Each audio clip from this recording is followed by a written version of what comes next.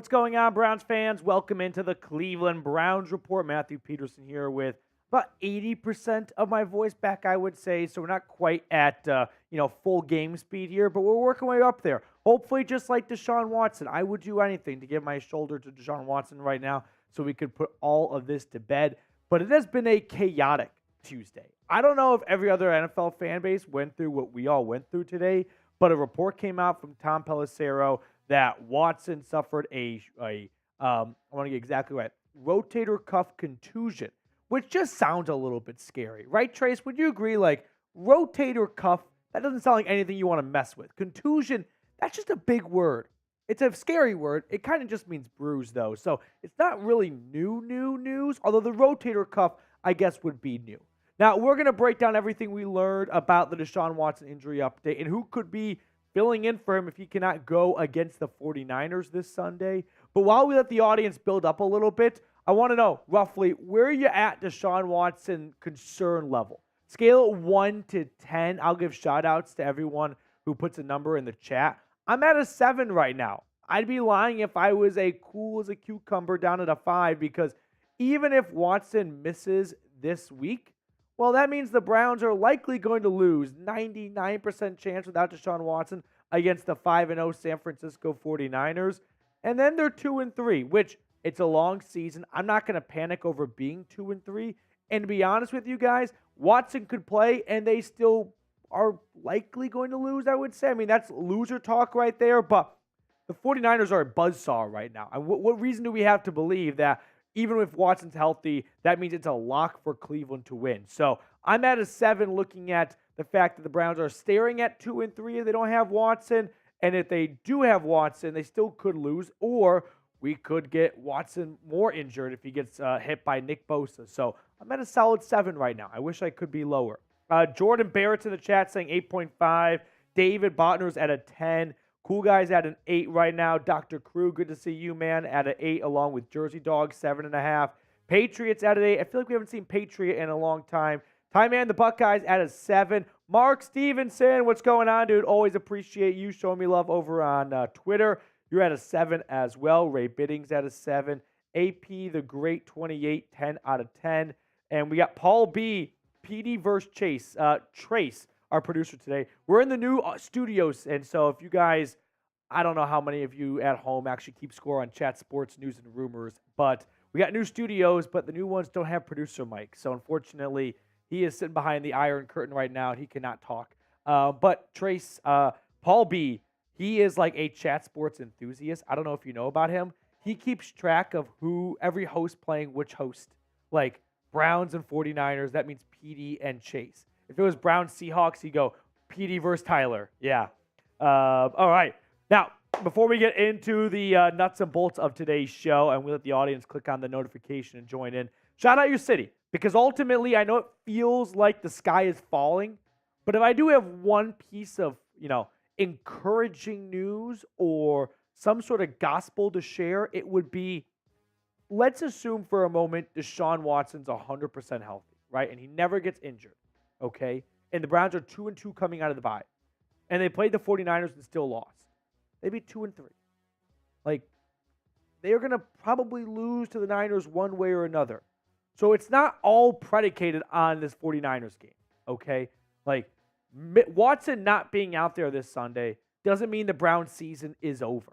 Because whether they had him or not, like, the Niners are going to be a really tough team. Again, loser talk, big-time loser talk. But we're all sort of thinking it like, dude, let's not have Watson get killed in a game that even if he was healthy, and we very well could still lose. So with that being said, get him healthy for the next couple of games, right? The Browns have a road trip coming up to Indianapolis, and then they go to Seattle. They've got a game in Denver and LA later on. They got some big road games coming up against lesser opponents, right? The Colts, the Rams, the Broncos, and the Seahawks are on their same page. So let's make sure Watson is healthy for those very, very winnable games.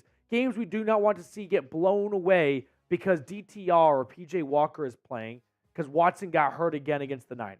That's my one, I wouldn't say glimmer of hope, but like one piece of optimism to hold on to is if Watson does not go this Sunday, the season is not over, right?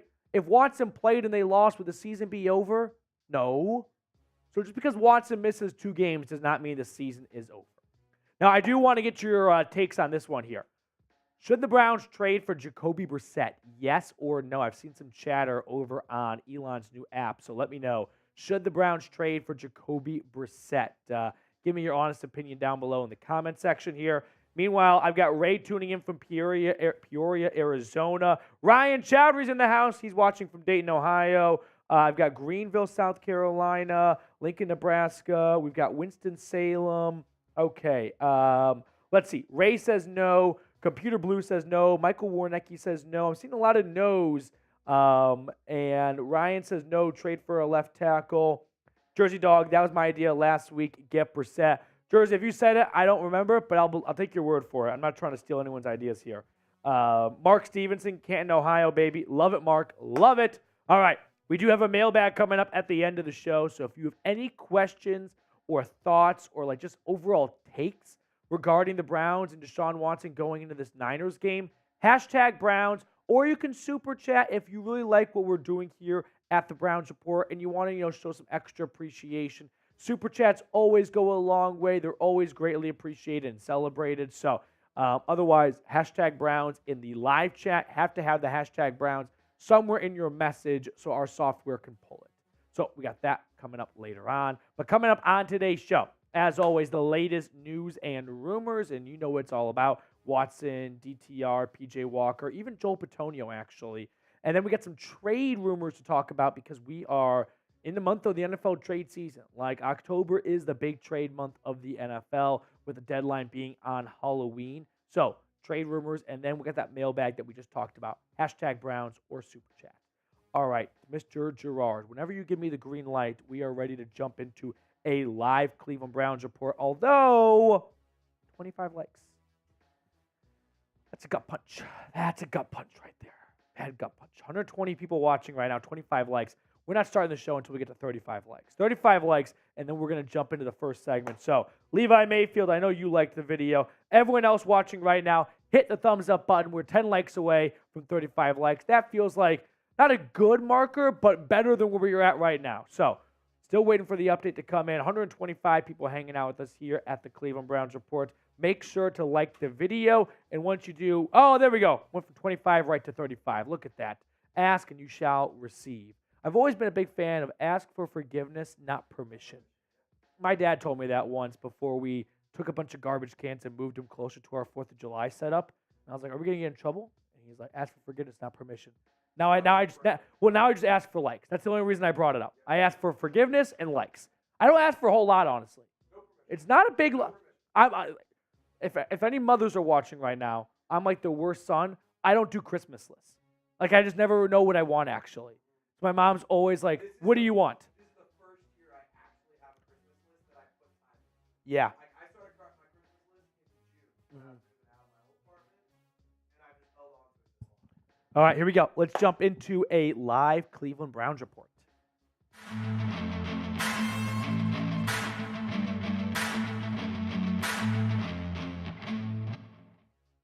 No, the world is not ending. The sky is not falling, despite it feeling that way over on Browns Twitter, following the big Deshaun Watson injury update, which, the more I think about it, it's not really all that big of new news because I don't know how much new information we got. But let's jump into it as Tom Pelissero over on X, yeah, that's going to take some getting used to, tweeted out today, Browns quarterback Deshaun Watson remains day-to-day with what sources say is a rotator cuff contusion. After a surprise scratch in Week 4, Watson spent the bye resting and rehabbing. He didn't practice Monday, but did some throwing. Status TBD for Sunday's game versus the 49ers.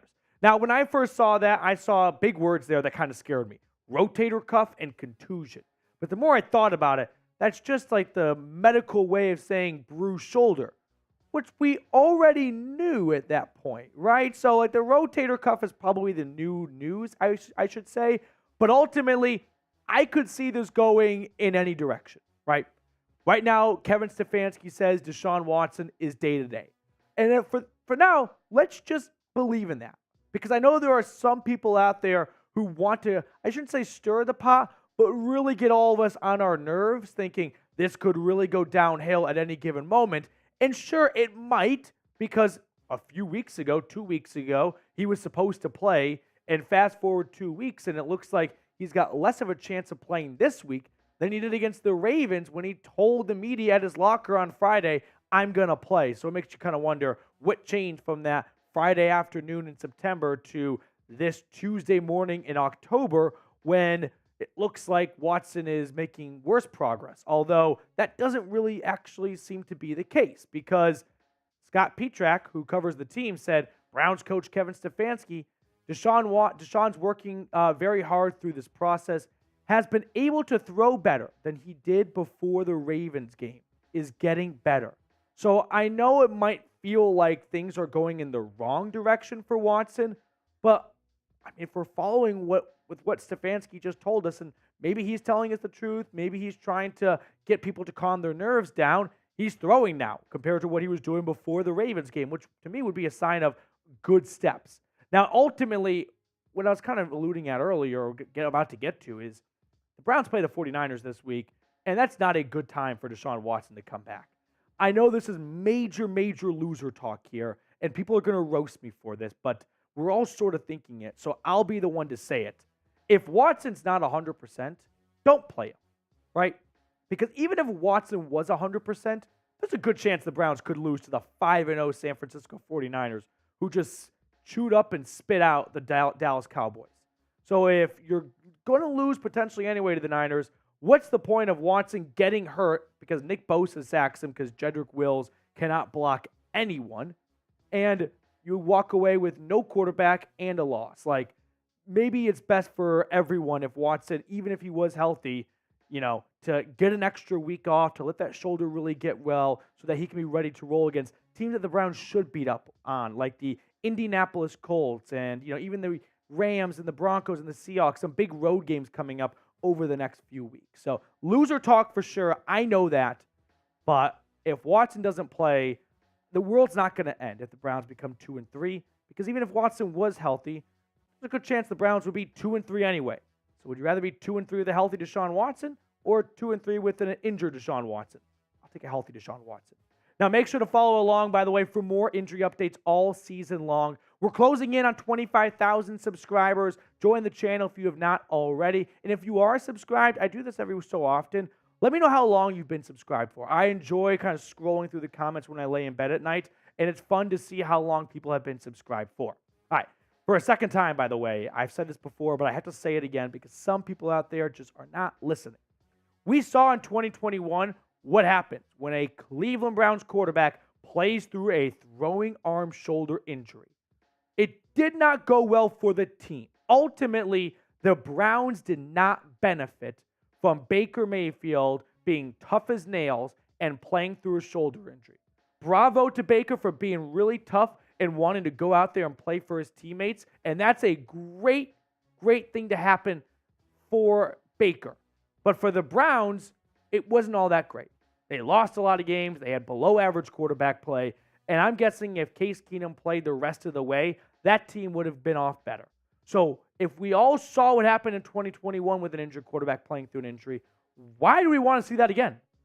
Like, let Deshaun Watson get healthy. If that means missing the 49ers game and having 3 straight weeks off, so be it. I'll take that over Watson going out there, getting hit by Hargrave, Warner, or Bosa, and then making the shoulder injury worse, and then losing him for much longer rest of the season. So we saw what happened in 2021. Let's not repeat that in 2023. Like, don't let history kind of fade away and make the same mistake twice. Now, the next question is, if Watson cannot go, who should start? The rookie Dorian Thompson-Robinson or the more veteran backup in P.J. Walker? That is the question, and evidently we already have the answer to that question, which I'm going to share with you guys in just a moment. But today's show is sponsored by ZBiotics. Let's face it, after you guys hit me with a bunch of super chats, I do not bounce back well the next day. That is until I found ZBiotics. ZBiotics Pre-Alcohol Probiotic is the world's first genetically engineered probiotic. It was invented by PhD scientists to tackle rough mornings after drinking. Here's how it works. When you drink, alcohol gets converted into a toxic byproduct in the gut. It's this byproduct, not dehydration, that's to blame for your rough next day. Z-Biotics produces an enzyme to break this byproduct down. It's designed to work like your liver, but in your gut where you need it most. Drink Z-Biotics before drinking alcohol, drink responsibly, and get a good night's sleep to feel your best tomorrow. Now, I can show you guys what the Z-Biotics product looks like, and you can see that it comes in a nice, really easy-to-go package. So if you're going on a bachelor party or going out of town for something, they come in these simple vials right here. It's super easy to stick in your bag, and off you go, and you are set for the entire weekend. This Halloween, pair your candy and cocktails with Z-Biotics to avoid a spooky next morning. Go to zbiotics.com/chatsports or scan the QR code on screen right now to get 15% off your first order when you use code CHATSPORTS at checkout. You can also sign up for a subscription as well so you can stay prepared no matter the time or occasion. Z-Biotics is backed with a 100% money-back guarantee, so if you're unsatisfied for any reason, they'll refund your money, no questions asked. That's zbiotics.com/chatsports and use the code CHATSPORTS at checkout for 15% off. Thank you, Z-Biotics, for sponsoring today's video. So let's get into it here. Brad Stainbrook tweeted out a few hours ago, the Browns will start P.J. Walker if Deshaun Watson can't play on Sunday, per a league source. Now, I think Brad Stainbrook is a very good Browns beat reporter. I know he's no Mary Kay or no Big J who's been around the block for a long time, but I'm going to trust Brad Stainbrook, and I'm going to kind of lean towards him being more accurate than inaccurate to this report if it comes down to this. But it is a big if Deshaun Watson cannot go. Now, DTR in week 4, it was bad. It was bad on both ends. It was a bad game plan for Kevin Stefanski. It didn't look like he was prepared for Dorian Thompson-Robinson to start, but despite that, DTR still made bad decisions, made bad throws. It was bad on both ends. There was blood on everyone's hands after DTR start, from the players to himself to the coaching staff. Now, P.J. Walker has got a lot more NFL experience. He has several starts under his belt, coming with the Carolina Panthers, most notably 731 yards last year in 4 or 5 starts, 3 touchdowns, and 3 interceptions. Now, P.J. Walker, he was actually on the Bears roster during training camp this year, but he lost the job to a UDFA D2 quarterback, Tyson Bagent. You want to know why? Because P.J. Walker actually stunk it up in the preseason.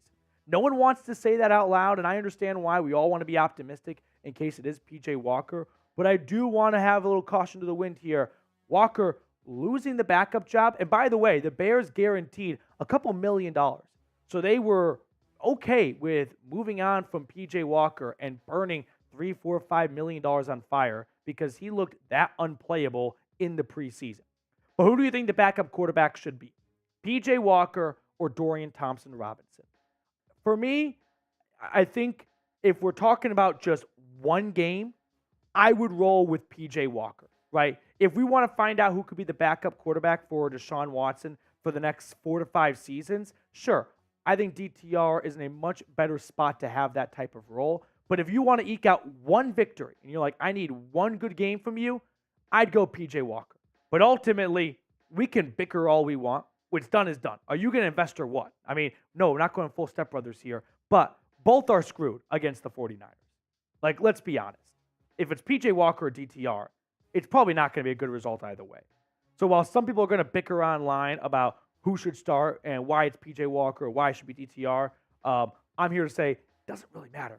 They're going to get destroyed against that 49ers defense. Now, before we get on out of here, I do want to wrap up the show by talking about an interesting trade nugget / idea I saw out there that I thought I could bring to everyone's attention here. Jacoby Brissett. Could we talk about maybe a Jacoby Brissett return to Cleveland? Remember, he went to the Commanders to compete with Sam Howell for the starting job. Sam Howell won the starting job, or say more than less was given the starting job. And since then, Jacoby Brissett has been riding the bench, and Sam Howell has looked really good for the Commanders, so I don't expect to see any quarterback change in the nation's capital, which means Brissett could be available for trade. Now, Nick Carnes, who is an awesome Twitter follower, if you're not following him on Twitter, here's what Nick tweeted out. We'll throw it on screen here in just a second. It's really strange to go from highly confident Deshaun Watson would play on September 24th to not practicing on October 9th. Not here to panic, But if the problem persists, Andrew Berry should call Washington about Jacoby Brissett.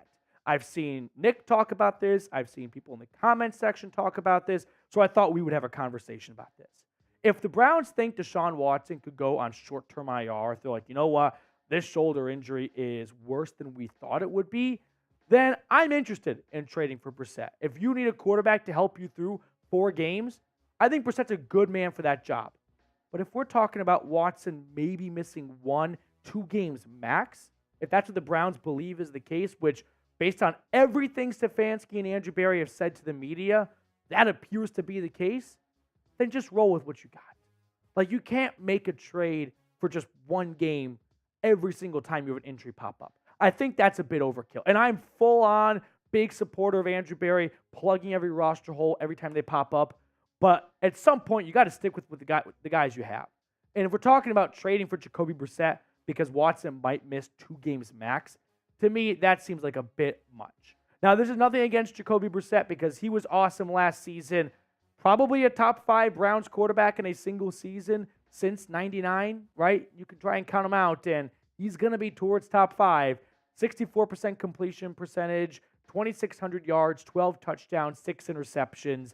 I love Jacoby Brissett. He's going to go down as, sadly, one of my more favorite Browns quarterbacks in my lifetime, which is a little depressing to say out loud since he only played for 3/4 of a season. But still, awesome locker room guy. If the Browns need a quarterback for more than 2 games, sure, give the commies a call. But if we're talking about 1 to 2 games, no, you got to roll with what your roster is. Next man up mentality. You can't make trades every single time you have a guy go down for a week or 2. But be the GM for me. Should the Browns trade for Jacoby Brissett? Yes or no? Sound off down in the comment section. All right, one more story I forgot about myself here. Joel Bitonio. Let's talk about Bitonio's injury for a moment. So the Browns said Bitonio is dealing with an unspecified injury and is day-to-day. Now, he was seen leaving the facility during the bye in crutches. Now, he has not missed a regular season game since 2016.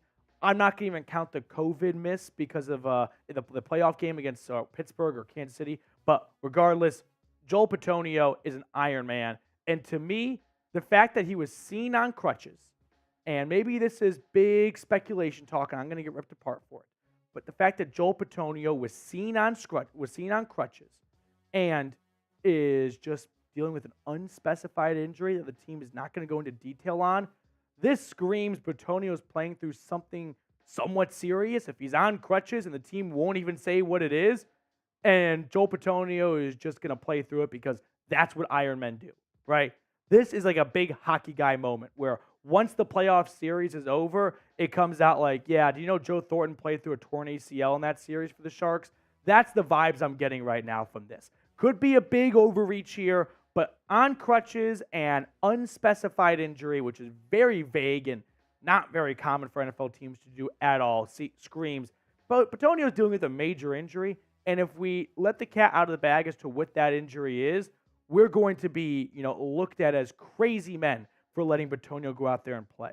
So I'm not quite sure what's going on here. I don't know if this happened in the game or if this happened away from the field, and the team is trying to, keep it hush-hush so Bitonio doesn't look like a guy who got one of those pointless baseball injuries in the offseason, but definitely concerning because Bitonio is one of the best offensive linemen in football, period. He's the best offensive lineman on this team. He's not having a Joel Bitonio all-pro season, but even in his down year, he's a 23rd ranked guard out of 78 qualifying players, and we're only 4 games into the season. I fully expect him to ramp it up in the second half. 65.2 overall PFF grade, 1 penalty so far, 0 sacks allowed. So let's show the guy some love. Type 75 down in the comment section right now. Let him know the Dog Pound has his back. We want to see him back on the field as soon as possible. And hit me up on Twitter, by the way, at Matthew Petey. I'm always talking Brownies over there. So if you want more Browns news and rumors, hit me up at Matthew Petey. All right, Super Chat flew in. Is that what I saw? Let's go. Jeremy Rebel. Jeremy, barring a trade, Browns should swap tackles. 1 would help protect 4's blind side. 2, assuming Conklin returns next year, DeJuan Jones will likely slide to the left anyway. They should get Jones comfortable now. Barring a trade, Swap. Oh, okay. I see what you're saying. Like, move Dewan. I thought you meant, okay, you want to move Dewan Jones to left tackle and move Jed Wills to right tackle because once Conklin returns, then Dewan Jones is going to go to left tackle anyway. I don't hate this idea, Jeremy, because no one can have a bad idea when it comes to trying to fix and repair or salvage what is left of Jed Wills on the Cleveland Browns. Like, there is no idea outside of Jed Wills playing quarterback himself that I'm going to say is a bad idea because what the current unit is not working. Jed Wills is a disaster at left tackle this year. So if you are up to moving him to the right side of the offensive line and getting Jed Will or getting Dewan Jones on the left side, I don't know if it can be any worse than it is right now.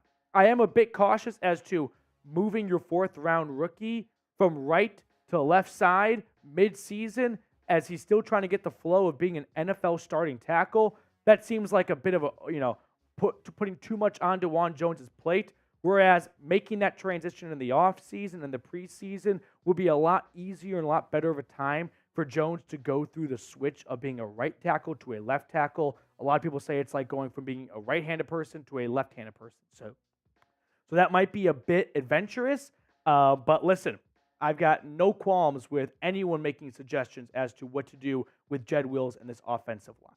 Jeremy, thank you so much for the super chat. Really appreciate you supporting the show. Make sure, get those questions in on the show, #Browns, or you can super chat. Jeremy's super chat will be featured in our mailbag. So, Jeremy, salute to you. Go Brownies. Thank you so much for your super chat. And if you want to get on screen like Jeremy just did, super chat, and we'll throw it on for everyone to see. Next up, we're going to talk trade rumors. Mr. Trace Gerard, are we ready to roll up on the next segment here? Okay, let's talk trades, guys. Coming up on today's show, we're going to run through the latest Browns trade rumors with Andrew Berry, always willing and able to make a blockbuster move. So we're going to run through the latest rumblings across the league and talk about whether or not it makes sense for the Cleveland Browns. So with that, let's get started here with the first trade rumor out there, and that is trade for Mecole Hardman.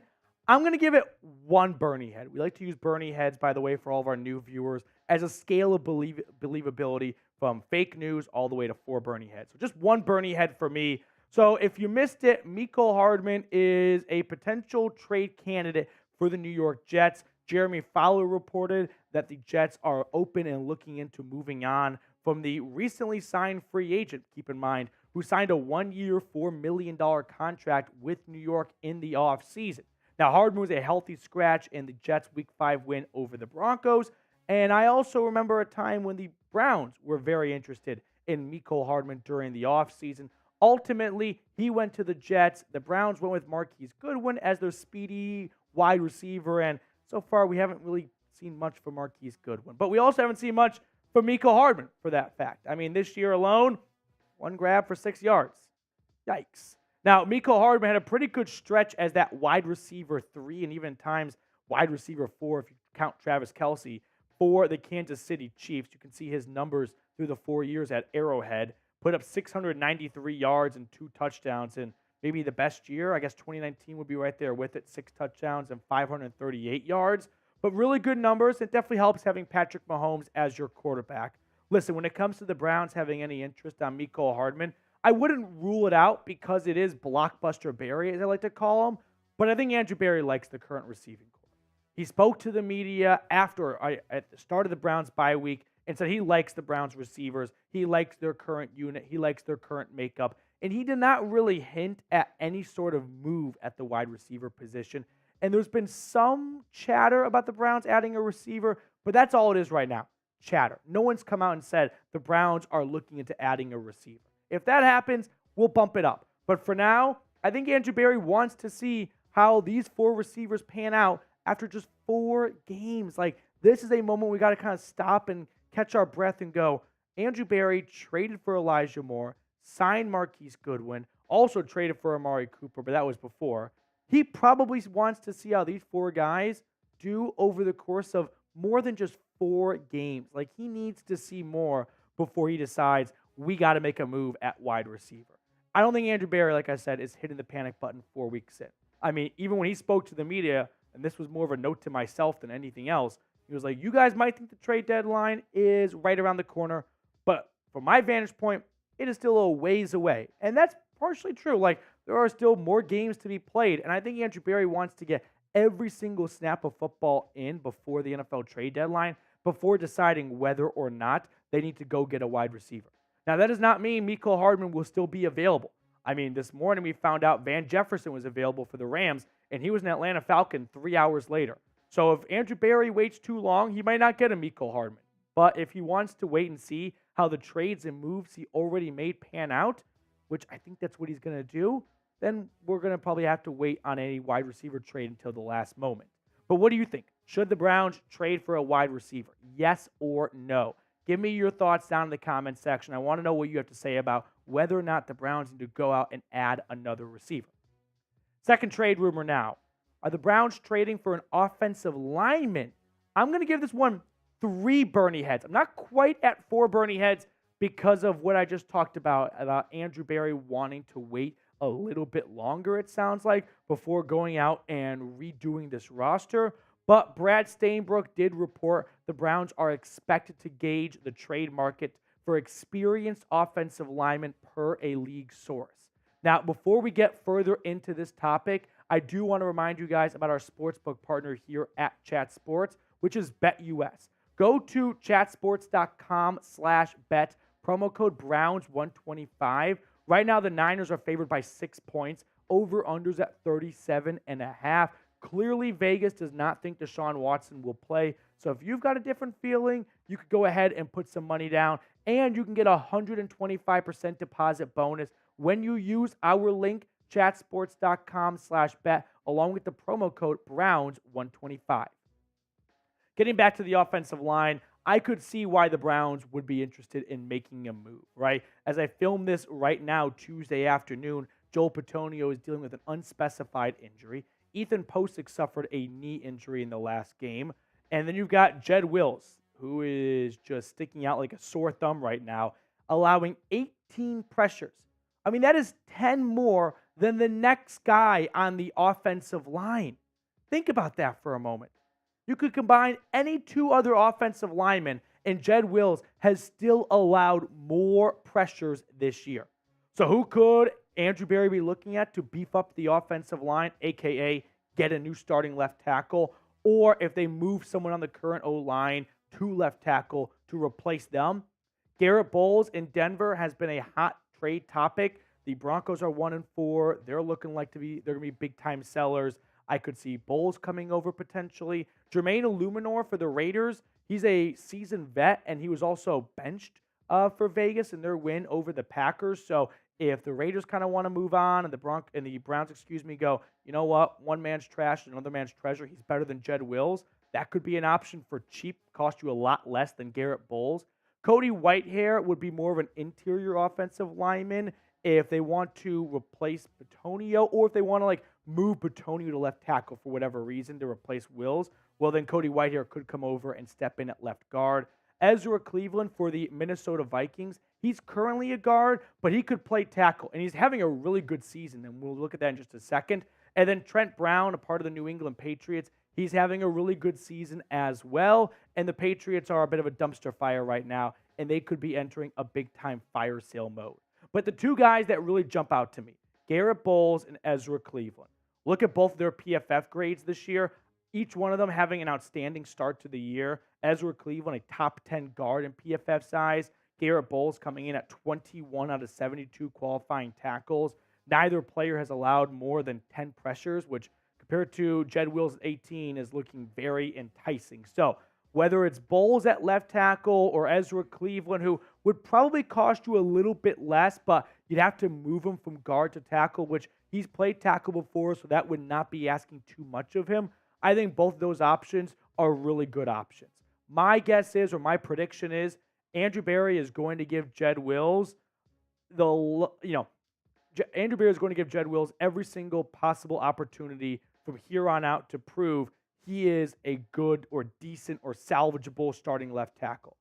And the moment Andrew Berry gives up on him, he's making a call from his press box at Cleveland Browns Stadium, calling George Payton in Denver or his old buddy Kwesi Adofo-Mensah up in Minneapolis, saying, what will it cost to get Ezra Cleveland or Garrett Bowles? Now, before we get on out of here, if you made it to the end of the video, type CLE in the comment section.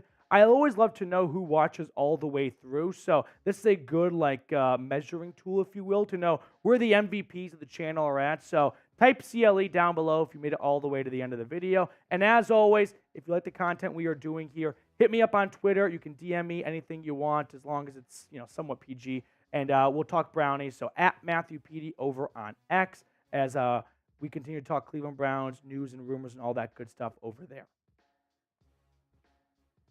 I got Ray Bidding typing CLE. I got Steve White typing CLE. Michael Wheatley, Hugo Griffin, Joshua Miller, Tyman the Buckeye, Aaron Hartman, Rob Watson, Jeremy Rebel, Abandon. CLE's coming in from Johnny Steven, Michael Hanna, Mark Stevenson. Thank you guys so much for being big supporters of the channel. I know it might sound like nothing, but it means a lot to everyone here when you watch all the way through, because YouTube's got really cool analytics, and I can always go and see what percentage of the people watch all the way to the end. So I always love to know, who are those 35% or whatever the number is watching all the way to the end of this video.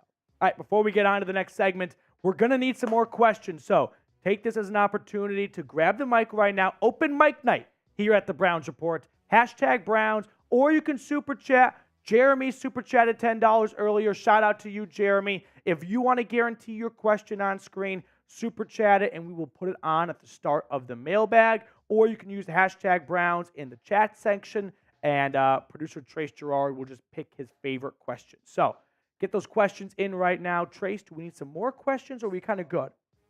Trace wants a couple more. Give Trace a couple more. He's had a long day so far, so let's get Trace a few more questions. He had an hour-long meeting. No one. Ray, I do sound better. I feel better. I woke up and I actually didn't talk for about the first hour. I didn't talk until I was spoken to because I had no idea what would come out. But when I woke up yesterday, you know when you lose your voice, and I mean lose like it's just gone? That was me. Now, luckily throughout the day it got a little bit better, but I woke up and I was like, this isn't even from yelling. You know what I mean? Sometimes you just lose your voice. Watching games, you might kind of lose your voice from yelling too much, like a sore throat, but my voice just disappeared overnight. I had my voice the night before, and then it was gone. I felt like Scott Van Pelt. Did you see that? SVP could not do Monday Night Football. Have you ever seen me and SVP in the same room? Just gonna put that out there.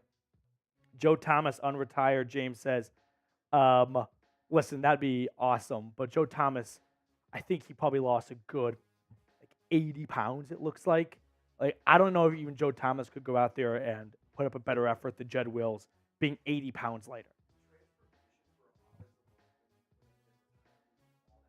Yeah, Trace bringing up the body transformation o-lineman go through. It's truly incredible. Okay, are we ready to jump into it? We've got a couple more questions in. Once again, if you think of a question, you're like, I really, really want to see it on screen. If you super chat it, we guarantee it. Otherwise, Trace, I don't really know what goes through his brain, but he just sort of picks his favorite question. So you're at the mercy of Trace Gerard, a Saints fan. And if I know anything about Trace, he's probably had a few hurricanes today, and that's going to get really off the rails. Okay, here we go. Let's jump into a live Cleveland Browns mailbag. Mailbag time here on the Cleveland Browns Report. Matthew Peterson answering questions during our live show, which aired Tuesday afternoon. First one coming in via Super Chat from Jeremy Rebel. Jeremy asking, barring a trade, Browns should swap tackles. 1, would help protect Deshaun Watson's blind side. 2, assuming Jack Conklin returns next year, DeJuan Jones will likely slide to the left anyway. They should get DeJuan Jones comfortable now. So Jeremy is suggesting having Jed Wills go to right tackle, which he played in college and he was much better at in Alabama at right tackle than he is in Cleveland at left tackle. And then having DeJuan Jones go over to left tackle with the assumption that when Conklin returns, that's where DeJuan Jones is going to go anyway. And I'm not even sold on that being a fact, that once Conklin returns, DeJuan Jones goes to left tackle. All I've heard is the Browns love DeJuan Jones at right tackle. Maybe it's Jack Conklin is the one who makes the change. I'm not quite sure, but listen, Jeremy, if you've got an idea for trying to salvage Jed Wills in this offensive line, I'm all ears. We all should be all ears. Because right now, the current starting 5 is just not working. And it's not because of anyone outside of Wyatt Teller, Joel Bitonio, or it's not because what I'm trying to say is it's all Jed Wilson's fault. I try to be cutesy with it. No, screw it. It's all Jed Wilson's fault right now. So if you got an idea, I'm all ears. I don't know if this is actually the one that the Browns would ever pull off, just because you don't really want to mess with Juwan Jones, a rookie, too much in year one, going from being a backup swing tackle to starting right tackle after the first quarter and a half of the season, and now moving from right side to left side. You might be making two problems for yourself, right? You could have a bad Jed Wills on the right side and a struggling Juwan Jones on the left side. Now you got two bad tackles potentially, but I won't shoot down any idea because none of the current options are working. Next question coming in from Cruz. What a cute looking dog. Should the Browns swap DPJ for Jerry Jeudy? Cruz, good question. You definitely have to toss some draft picks in there. No question about that. But the Broncos, as I film right now, are going into Kansas City 1-4, and I'm going to assume they're going to lose to the Chiefs as well. So probably going to be 1-5 when you're watching this. And I could see Denver entering a full fire sale mode, and Jerry Jeudy could come available. I know the Browns are always interested in adding more offensive weapons. That's just something Andrew Berry believes is a successful blueprint for an offense. More. And DPJ and Jerry Jeudy, here are their career stats. 1,800 yards for DPJ in 2 more games compared to 2,500 yards for Jerry Jeudy. But touchdown-wise, they're only 1 touchdown off. So no question that Jeudy is the better receiver of these two. But I don't know how much of an improvement you're really getting. Jeudy has not had a lot of success so far in Denver this year. And to be honest with you guys, he's never really had a good season start to finish. He's always been inconsistent, whether it was injuries or drops. He's never put together more than a really good 6-game stretch. So for that reason, if it's going to cost you a second-round pick and the Browns already don't have their first, I would pass on this. But let me know, would you trade DPJ and say a third? I wouldn't do it for a second. For a third, I would definitely be interested. But you get Jerry Jeudy for this year and next year because you have his 5th-year option picked up already. However, I think Jeudy is not going to come in here and be the piece that gets Cleveland to the Super Bowl. So for that reason, I would pass on this trade, actually. Next one coming in from Joshua Miller. Put Deshaun Watson on IR and trade for Kirk Cousins since he knows Coach Stefanski's offense. We seem to have no issue taking players from the Vikings. Yeah, I mean, there is like a D.C. to Moscow red phone from Cleveland to Minneapolis between Andrew Berry and Adolfo Mensa. But I don't think you would trade for Kirk Cousins just to have him play 4 games. That seems like dramatic overkill. One, the Vikings probably want a first-round pick for Kirk Cousins. They're not going to get a first-round pick from Cleveland because the Browns don't have a first-round pick.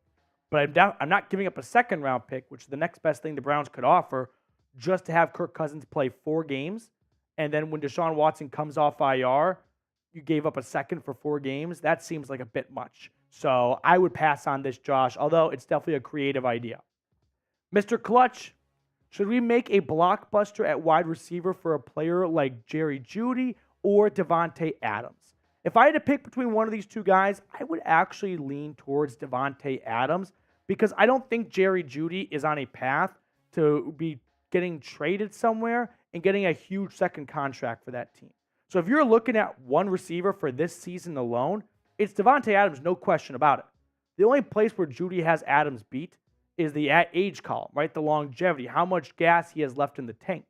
But if we're not talking about trading for a receiver to have that guy for the next 2, 3, 4 seasons, and we just want to maximize 2023, I would go with Davante Adams. Although I don't think the Raiders are going to trade Adams. I don't think Adams wants to get traded. Jersey Dog, what's going on, dude?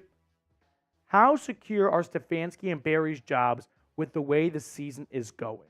I'm starting to get the belief that Barry and Stefanski are not a package, right? I don't think Haslam, if this season, by the way, let's just say it ends, 8-9, 9-8, and they don't make the playoffs, or they make the playoffs at the 7th seed and they lose immediately. I could see Stefanski getting the boot from that. I don't think Andrew Berry was going to get the boot, right? Unfortunately for Berry and Stefanski, this season got turned on its head when they lost Nick Chubb and Jack Conklin. Those were 2 of your better players. If you had to rank all 22 of the Browns starters, you lost probably your number 2 or 3 player in Nick Chubb after Myles Garrett or Deshaun Watson, wherever you want to put him. And Jack Conklin's in the top 10 for sure. So that's really tough for a head coach to deal with. I think they're going to give at least Barry another year. Stefanski, that could be a different question. Super chat coming in from Dr. Crew. Personally, I'm about done with Watson. This team depends so much on him to have him sit out. I get the stuff we had with Baker, but he had more heart. I understand, Dr. Crew, where you're coming from in terms of watching Baker go out there and play through a shoulder injury and wanting Deshaun Watson to do the same. But I think there was a more intelligent thought process going on this time around. Because last time it was, let's just roll with Baker and we'll see what happens. This time it's, we did not give up $230 million in all those picks for a 5-year plan to have Watson just completely ruin his shoulder for a 49ers game in week 6. Like, that seems like making too much of a single game. So for that reason, I actually am on the Browns side here of being overly cautious with Deshaun Watson, because at the end of the day, we're talking about the Ravens game, a bye, and the 49ers game. If you can't throw, if you can't play, we saw in 2021 how that worked out from the quarterback position. So I'm going to disagree here, Dr. Crew. I understand we want our players to be warriors and play through injuries and all that stuff. And Deshaun Watson, by the way, he played with a torn ACL in college. Like, let's not act like he has not played through some major stuff. The guy gets hit a ton, okay? And he's no Ben Roethlisberger getting carted off, wheelchaired off, whatever, putting a bazillion ice bags on Monday just to play on Sunday. So it's a look at me, I'm so hurt, but now I'm okay to play. No, Deshaun Watson has played through a ton of injuries. I am not questioning his toughness whatsoever. I think he is making a good decision right now for himself and the Browns. Now, by the way, make sure to subscribe to the channel so we can get you guys more content. If you don't believe me, like Bears Now, for example, with Harrison Graham, they put out sometimes two videos a day. We've got a long ways to go until we can get to that milestone, but every subscriber helps. So let's get to 25,000 subs before the 49ers game. Hit the sub button down below. Next question coming in from Browns fan for life. Concern level for Browns right now. Overall, like, I would say out of 10, I'm at a 5.5. Okay, you're 2-2, which that part doesn't concern me. It's the injuries. It's Deshaun Watson, Joel Bitonio, Nick Chubb, all dealing with injuries where some are lost for the entire season and some we don't know how long they could be out for, if they are out for anything. But if we get some clarity that Bitonio's going to be okay and Watson's going to be okay, I'd go from a 5.5 down to like a 4. But if those two guys are going to be far from 100% the rest of the way, then I think my 5.5 is pretty justified. So for this moment, I'm just over the 50-yard line. I'm at a 5.5. Jessica DeVote, I think. DeVote? What do you think about trading for a linebacker, Jermaine Pratt? I don't think we're going to see the Bengals play ball on trading one of their star players within the division. It's definitely a fun trade idea because the Bengals could be entering a quasi-sell mode. I don't know if you guys saw this, but now that we have 5 games into the season, an updated strength of schedule came out based on how the teams are playing so far this year and the rest of the schedule, whether or not the teams you're playing are good or bad.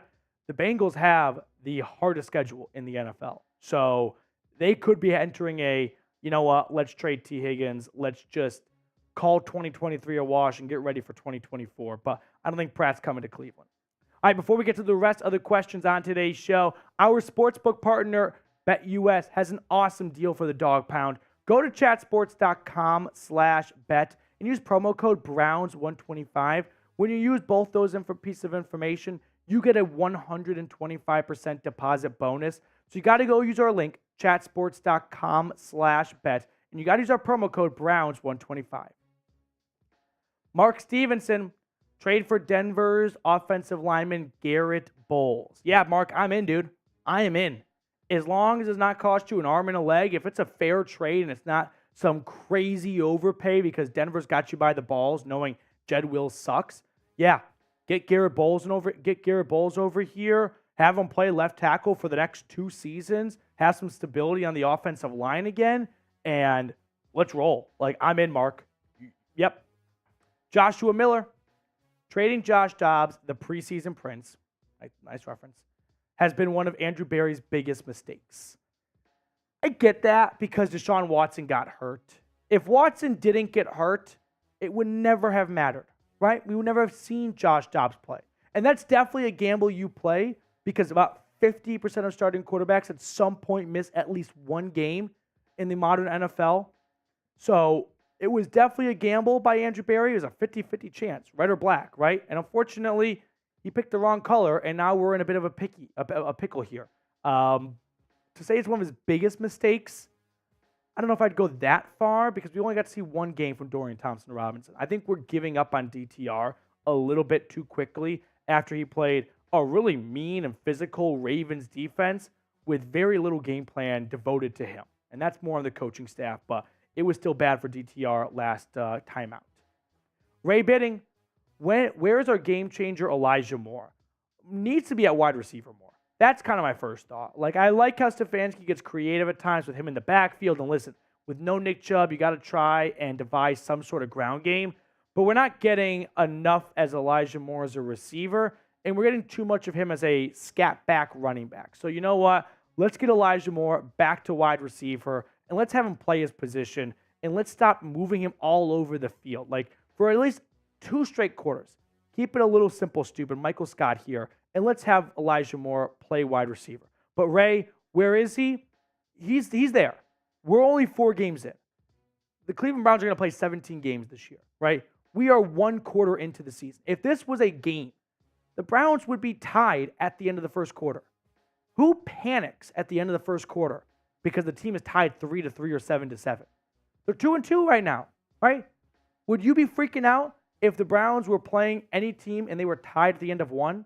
No. Come on. Settle down. Take a deep breath. It's going to be okay. All right, that's going to do it for us on our mailbag today. Hit me up on Twitter, by the way, at Matthew Petey. I'm always talking Brownies over there. I always appreciate going back and forth with people over on Twitter. So at Matthew Petey if you want to talk more Browns football. Would you trade DPJ for a third? Would you trade DPJ and a third for Jerry Jeudy? What do you guys think? What do we think here? Put creeps on Matthew. What does that mean? I just saw that. It's the first thing I saw in the chat. Okay, Ty Man says no. Ray says no. Kimberly says no. Christopher says no. I'm going to go with no. I'm not that big on Jerry Jeudy right now. Like, he's never had a 1,000-yard season. I think if he was not a first-round pick, the tune to the conversation would be very different. But because he was a first-round pick, he always gets a second. All first-round picks get a second, a third, and a fourth chance, right? If a first-round pick got cut on the same day as a seventh-round pick got cut 5 years into their careers, who's going to get a call first? The first-round pick does. Like, I think sometimes we give them the benefit of the doubt more than they deserve. So I'm kind of out on Jerry Jeudy right now.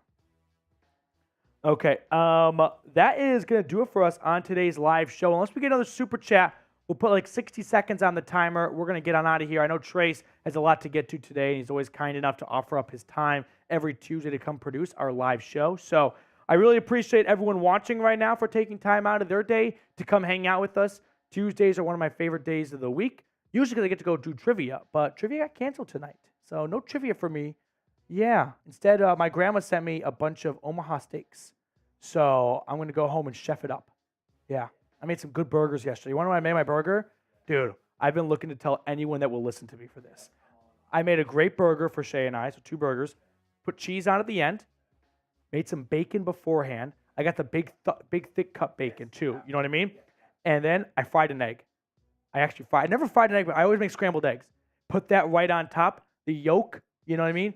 Running down the whole thing. It was, and I got the good buns too. I toasted them, and I made a baked potato. Dude, it was awesome. All right, I think we just lost all of our viewers after cooking with Petey.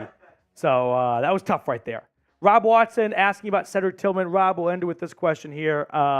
Where is Cedric Tillman? He's a rookie. That's where Cedric Tillman is. I agree that I wish we saw more Cedric Tillman for selfish reasons because I loved the pick. And as a Tennessee alum, I was super excited to see him come to Cleveland. But go look at some of your favorite NFL players on the Browns or not on the Browns and go look at what they did their rookie season. You would probably be surprised to see even some of the best players out there. Like Trace, off the top of your head, pick a really good wide receiver in the last 15 years. Not the best one ever, pick a good one. Yeah. Tyreek Hill, that's a good one. I think that's fair. Tyreek Hill stats. I don't know off the top of my head. Tyreek Hill, his rookie season, 593 yards. So, like, okay. How about Michael Thomas? You're a Saints guy. Michael Thomas, rookie season, 284 yards. So that's where Cedric Tillman is. Like, it takes a little while, getting used to in the NFL, especially when you are not force-fed the football because you don't go to a team that's going all rookies like the Houston Texans, for example. So, not gonna pick another guy. This is kind of fun right now. Oh, we got a super chat coming in. Let's go. All right. Well, Garrett can pick a super chat. Garrett can pick a player now. Garrett Wadsworth. Glad your voice is back. Love all the work y'all do. Garrett, shout out to you. Thank you so much for the first time super chat. I'm very happy to have my voice back too. Everyone chat Garrett in the chat right now. Garrett. I think this is a sign the Browns are going to trade for Garrett Bowles. We got another Garrett over in Cleveland. Garrett, thank you so much for the super chat. Really appreciate you, dude. Julio Jones. This will be the last one. Julio Jones, rookie season. You ready? Over under 500 yards. I haven't looked yet. Under? 299. Wow. Julio Jones yards, year 2. Yeah. 434 yards. He was a first-round pick. Like, don't panic so much, guys. We're 4 games in. You know what I mean? Like, it's all about time and place, right? If an injury happens, which we don't want to see happen, Cedric Tillman gets more snaps, and we could see a whole different role for him. All right, one more guy. Someone in the chat right now. Someone in the chat. This will be the last one. Wide receiver, good wide receiver. Don't do like Calvin Johnson. Do a solid, above average wide receiver. And I bet you'd be surprised to his production in year 1. Cooper Kupp. Or Amari Cooper. We'll do Cooper Kupp. AJ Green. I like that one. AJ Green. That's a good one. First round pick as well. AJ Green was such a stud for Okay, bad one. I kind of thought AJ Green had 1,000 yards year 1. Okay, someone baited me into that one. That was not nice. You got me there. That's a point to you. You're out, indeed. Okay, how about Cooper Kupp? I mean, Cooper Kupp I already know because he got off to a historically Cooper Kupp year 1, 869 yards. Okay, the narrative's dead. We're stopped. This was a bad idea. I should not have opened up to public forum like this. OBJ, no, and I know he won Rookie of the Year. I know that. Cam, you got me. You got me once already. We're not doing that again. Nick Chubb. This is a good one. Okay, this one I already know, but Trace might not know. Nick Chubb over under 500 rushing yards year 1. Second round pick. What do you think, Trace? Yeah, rushing yards, year 1. Okay, this is a bad one. He had 996, but he didn't start until halfway through the year almost. So, all right, this game is over. Unfortunately, it has found its holes, so we're going to back out now while we're ahead. But just remember, Julio Jones, Jarvis Landry. I think Jarvis Landry had a good rookie season. I can't remember for sure, but he got off to a really good start. 758 yards. I believe he set the Dolphins rookie receptions record with 84. Because I thought that's what Jalen Waddle broke. So, okay, doesn't count. We're done. Julio Jones. That's my argument right there. That's going to do it for us on today's show. Thank you so much. Garrett Wadsworth, shout out to you for first time super chatter. Really appreciate you. Jeremy, and then we had Dr. Cruz sending super chats as well. Thank you guys for supporting the show, and to everyone that comments, likes. That's very good as well. So thank you for helping the channel grow. We're going to sign off, and we're going to see you all later.